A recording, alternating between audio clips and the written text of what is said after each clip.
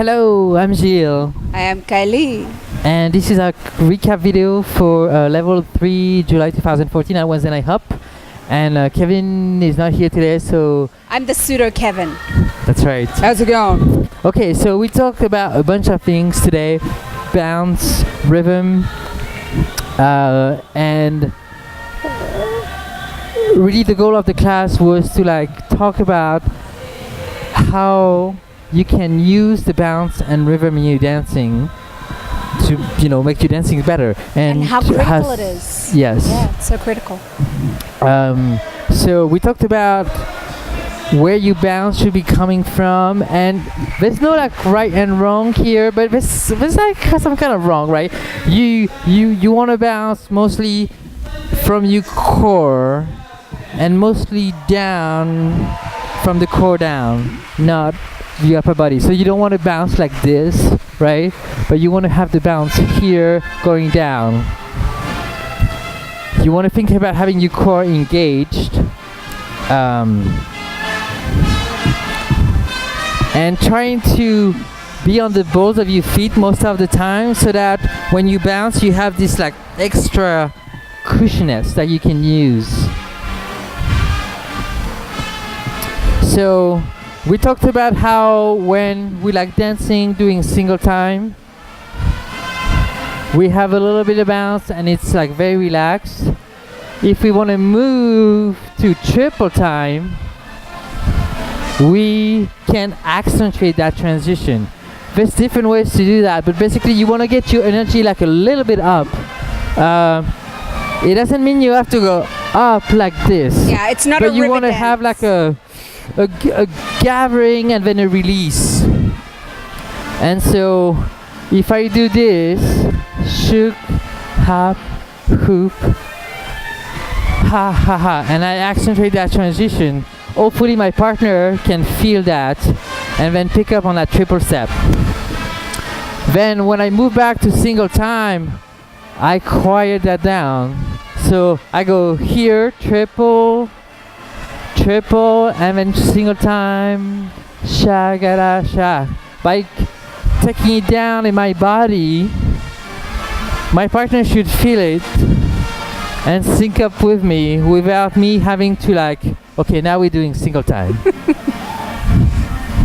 And now we're doing triple time, right? We usually don't want to do that. We don't have that kind of connection. It's possible to do, and we probably talk about this in the following weeks, but not right now. Yes. Okay, so then we talked about how important it is to keep your bounce throughout the dance and your rhythm.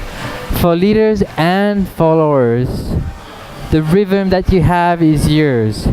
Followers, you need to listen and pick up on the transition from one rhythm to the other, but in between the rhythm is all yours, right? So It's like a connection where you're dancing with yourself, but connected. Yes. So when we start doing single time, I lead the move, but I don't control Kylie, right? She does single time by herself.